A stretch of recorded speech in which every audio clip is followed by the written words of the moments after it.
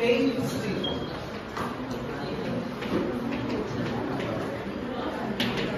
So pain ஹிஸ்டரியில பார்த்தோம்னா மெயினா எங்க வலிக்குது, எந்த இடத்துல, site onset, so side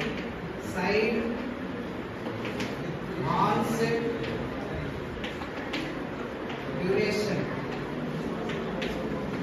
so எங்க வலிக்குது, ஸோ அவருக்கு வந்து நான் கேட்கும்போது சைட் பார்த்தோம்னா so lateral aspect of elbow.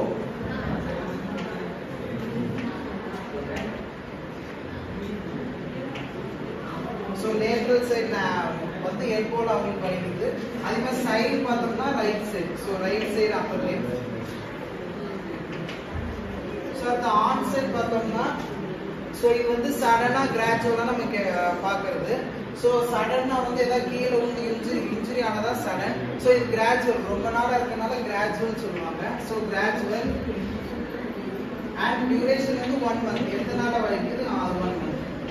So அடுத்து பார்த்தோம்னா aggravating factor, relieving factor. So aggravating factor பார்த்தோம்னா அவர் வந்து ஸோ மோஸ்ட்லி வெயிட்டான பொருள் இந்த மாதிரி தூக்கும் போது அவருக்கு வந்து அந்த இடத்துல வலிக்குன்னு சொன்னாங்க. அந்த ரிலீவிங் ஃபேக்டர் ஸோ ரெஸ்ட் எடுக்கும்போது இல்லைன்னா ஏதாவது பெயின் கில்லர்ஸ் இந்த மாதிரி எடுக்கும்போது அவங்களுக்கு பெயின் கம்மியாகுது.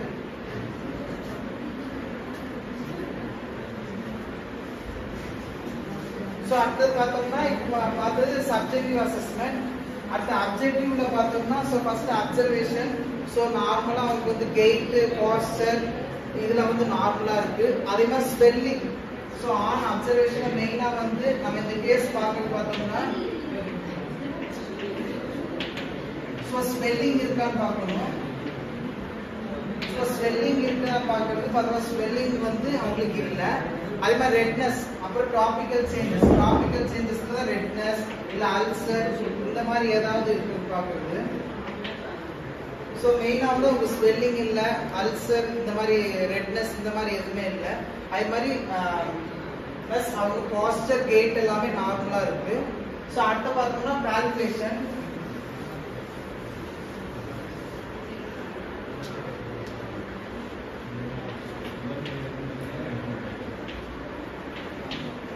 ஸோ ஆன் பால்பேஷன்ல பார்த்தோம்னா ஸோ டிஸ்டல் பல்ஸ் வந்து for upper lip both side, அதாவது radial nerve. So distal pulse வந்து ஃபெல். ஸோ அவங்களுக்கு வந்து ஃபீவரா கேட்டிருந்தாங்க. ஸோ அடுத்த டெண்டர்னஸ். ஸோ டெண்டர்னஸ் பார்த்தோம்னா அவருக்கு வந்து கிரேடு, ஸோ கிரேட் 3, அதாவது தொட்ட உடனே அவங்க கையை தட்டி விடுறது. ஸோ பால்பேட் பண்ணி பார்க்கறது. ஸோ அவங்க எந்த இடத்துல பெயின் இருக்கோ அந்த இடத்துல வந்து நம்ம நல்ல டீப்பா பால்பேட், அதாவது நம்ம அழுத்தி பார்த்தோம்னா பெயின் பார்க்குது. ஸோ அந்த மாதிரி இருக்கும்போது கிரேட் 3, அதாவது கிரேட் 3னா தொட்ட உடனே அவங்க கை வித்ட்ராவல் பண்றது. So grade 3. அது மாதிரி மசில் ஸ்பாசம் அது பார்க்கலாம். ஸோ மசில் ஸ்பாசம் பண்ணும். ஸோ மைல்டா வந்து ரிஸ்ட் எக்ஸ்டென்சார் எல்லாமே மசில் ஸ்பாசமா இருந்துச்சு. ஸோ அடுத்து பார்த்தோம்னா எக்ஸாமினேஷன். ஸோ எக்ஸாமினேஷன்ல பார்த்தோம்னா மசில் டோன் வந்து நார்மல். அது மாதிரி range of motion, muscle power. So range of motion எல்லா மூமெண்ட்ஸ் எல்போல வந்து நார்மலா இருந்துச்சு.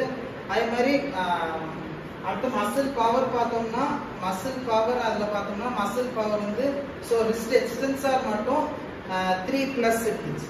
ஸோ மீதி எல்லாமே 4. ஸோ ரிஸ்ட் எக்ஸ்டென்ஷன் மட்டும் பண்ணும்போது அவங்களுக்கு வந்து 3 இருந்துச்சு. ஸோ எதனால பார்த்தா பெயினால ஃபுல் ரேஞ்ச் பண்ணாங்க, பட் ரெசிஸ்டன்ஸ் கொடுக்கும்போது அவங்களுக்கு பெயினா இருந்துச்சு. ஸோ அவங்க பண்ணல. ஸோ அதான் 3+. ஸோ அடுத்த பார்த்தோம்னா இதுல பார்த்தா மெயினா வந்து மேனேஜ்மெண்ட்.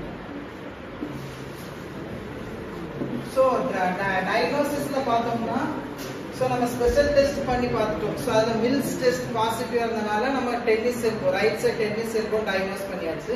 ஸோ அடுத்து மேனேஜ்மெண்ட். ஸோ மேனேஜ்மெண்ட் பார்த்தோம்னா ஸோ மெயினா வந்து இவங்களுக்கு ஃபர்ஸ்ட் மேனேஜ்மெண்ட்ல நம்ம தெரிஞ்சுக்கிறது ப்ராப்ளம் லிஸ்ட். ஸோ ப்ராப்ளம் லிஸ்ட்ல பார்த்தோம்னா ஸோ மெயினா வந்து ஃபர்ஸ்ட் வந்து உங்களுக்கு பெயின். ஸோ அந்த லேட்டரல் ஆஸ்பெக்ட் ஆஃப் எல்போல வந்து உங்களுக்கு பெயின் இருக்கு. ஸோ ஃபர்ஸ்ட் நம்ம பெயின் கம்மி பண்ற மாதிரி பார்க்கணும். அடுத்து வந்து muscle power. So extent of muscle power கம்மியா இருக்கு.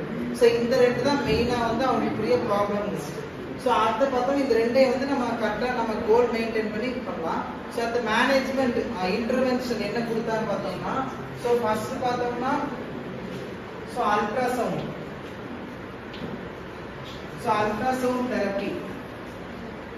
ஸோ அல்ட்ராசவுண்ட் தெரப்பி பார்த்தோம்னா ஸோ 5 to 8 minutes தான் நம்ம கொடுப்போம்.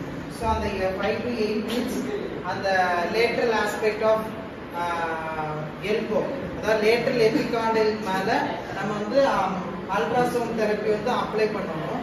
ஸோ 5 to 8 minutes பண்ணலாம். அடுத்து பார்த்தோம்னா ஸோ மசாஜ். ஸோ மசாஜ்ல பார்த்தோம்னா நீடிங். ஸோ நீடிங் மாதிரி நம்ம நீடிங் டைப் ஆஃப் மசாஜ் வந்து அப்ளை பண்ணி ஸோ அந்த ரிஸ்ட் எக்ஸ்டென்சர் மேலதான் வந்து டைட்டா இருந்தா நம்ம ரிலீஸ் பண்ணலாம். ஸோ அடுத்து பார்த்தோம்னா ஸ்ட்ரெச்.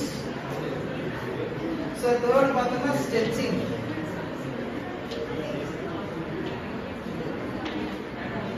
ஸோ தேர்ட் பார்த்தோம்னா ரிஸ்ட் எக்ஸ்டென்சர் வந்து ஸ்பாசமா இருக்கனால ஸோ லைட்டா வந்து மைல்டு டைட்னஸ் இருக்கும். ஸோ வந்து ரிஸ்ட் எக்ஸ்டென்சர் வந்து நம்ம வந்து ஸ்ட்ரெச் கொடுக்கலாம். ஸோ ஃபர்ஸ்ட் பாசிவா நம்ம உங்களுக்கு பண்ணிட்டு ஸோ அடுத்த ஹோம் அட்வைஸா உங்களுக்கு வந்து ஸ்ட்ரெச்சிங் எக்ஸசைஸ், அதாவது ஆக்டிவ் எக்ஸசைஸ் வந்து ரிஸ்ட் எக்ஸ்டென்சர் சொல்லி கொடுக்கலாம். ஸோ அடுத்து பார்த்தோம்னா resistance exercise. So resistance exercise இது கொடுக்கணும்னா ரிஸ்ட் எக்ஸ்டென்சர் வந்து நம்ம பவர் வந்து 3-4 மசில் பவர் 3-4 இருக்கு.